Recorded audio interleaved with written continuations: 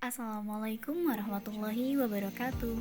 Halo, perkenalkan nama saya Aprianti dengan NIM 2288-2013 jurusan Pendidikan Sejarah. Video ini dibuat untuk memenuhi proyek ulangan akhir semester Pendidikan Kewarganegaraan yang diampu oleh Ibu Ana Nur Hasanah, MPD. Bagaimana kita ketahui bahwa negara Indonesia adalah negara hukum? Demikian bunyi pasal 1 ayat 3 Undang-Undang Dasar 1945. Yang dimaksud dengan negara hukum adalah negara yang di dalamnya terdapat berbagai aspek peraturan-peraturan yang bersifat memaksa dan mempunyai sanksi tegas apabila dilanggar. Maka arti Indonesia sebagai negara hukum adalah segala aspek kehidupan di wilayah negara Kesatuan Republik Indonesia yang harus didasarkan pada hukum dan segala produk perundang-undangan serta turunannya yang berlaku di wilayah NKRI. Negara hukum sendiri berdiri di atas hukum yang menjamin keadilan bagi seluruh warga negara. Untuk Indonesia, negara hukum didasarkan pada nilai-nilai Pancasila yang merupakan pandangan hidup bangsa dan sumber dari segala sumber hukum. Adapun produk turunan undang-undang dapat berupa peraturan presiden, peraturan menteri, instruksi presiden, peraturan daerah, peraturan gubernur, dan berbagai peraturan lainnya. Hukum di Indonesia harus dilandasi dengan semangat menegakkan nilai ketuhanan, kemanusiaan, persatuan, kerakyatan, dan keadilan sebagaimana yang terkandung dalam Pancasila. Nah, sebagaimana dari hukum di Indonesia ini terdapat pada pasal 5 ayat 1 dan pasal 20 ayat 1 Undang-Undang Dasar 1945 dan Ketetapan Majelis Permusyawaratan Rakyat Republik Indonesia Nomor 10/MPR/1998 tentang penyelenggaraan negara yang bersih dan bebas korupsi, kolusi, dan nepotisme. Namun, kasus korupsi yang ada di Indonesia ini tidak mampu dicegah. Bahkan, kasus korupsi sudah halnya menjadi budaya. Karena dari tahun ke tahun tidak ada yang mampu memberhentikannya. Terlebih, kasus korupsi yang saat ini dilakukan adalah pada dana bantuan sosial di mana dana ini akan disalurkan kepada masyarakat. Dan di tengah pandemi COVID-19 ini, kasus korupsi tidak mampu terhentikan.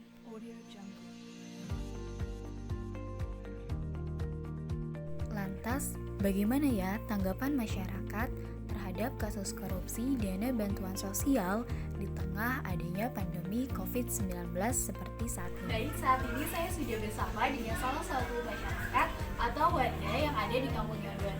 Beliau bernama Ibu Eva. Nah, Ibu Eva ini merupakan salah satu penerima bantuan dana sosial di masa pandemi COVID-19 ini.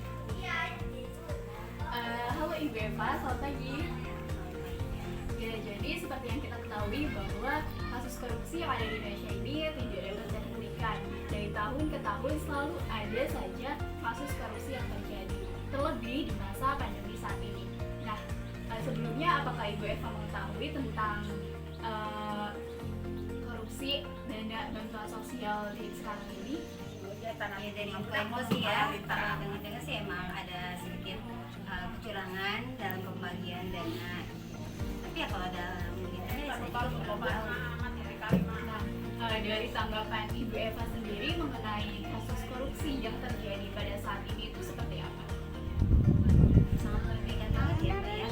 Merugikannya bukan hanya kepada diri kita, karena masyarakat banyak itu pasti merasa kerugian gitu ya.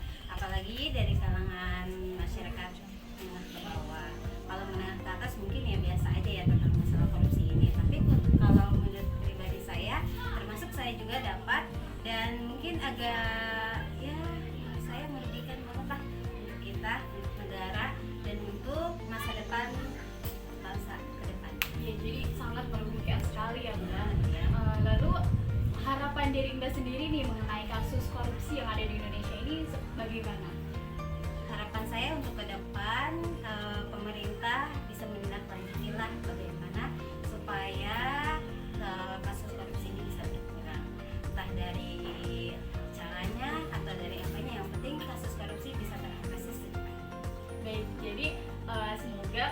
korupsi di Indonesia ini bisa terselesaikan dan bisa tercegah seperti itu ya Mbak ya.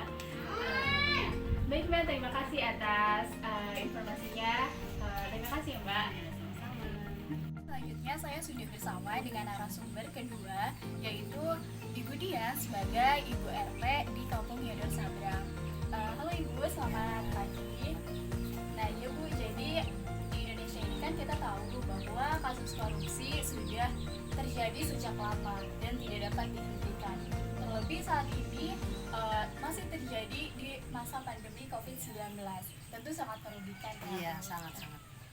Sebelumnya Ibu sudah mengetahui bahwa ada kasus korupsi di masa pandemi ini. Ya kalau di berita-berita ya, kalau di lingkungan sini insya Allah enggak ya. Ya, insya Allah nggak ada ya kalau di sini.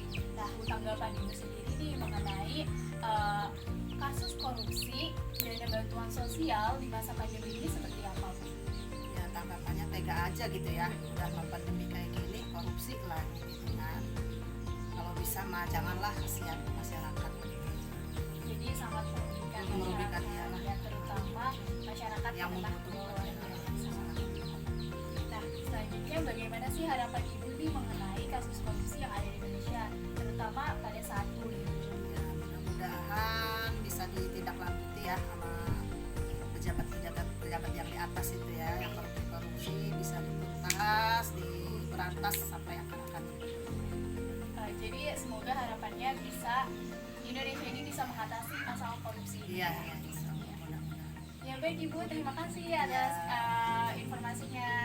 Baik, dari hasil wawancara tadi bisa kita simpulkan bahwa masyarakat sudah banyak yang mengetahui tentang kasus korupsi dana bantuan sosial di masa pandemi COVID-19 ini. Dan di antara mereka banyak yang di antara narasumber banyak yang berharap bahwa kasus korupsi ini bisa terselesaikan. Dan saya harap bahwa pemerintah bisa memberantas korupsi dan bertindak seadil mungkin terhadap kasus korupsi ini. Karena kasus korupsi sudah sangat merugikan banyak pihak. Bukan hanya masyarakat, terutama masyarakat menengah ke bawah, tetapi juga negara. Baik, sekian hasil video wawancara saya. Kurang lebihnya mohon maaf. Wassalamualaikum warahmatullahi wabarakatuh.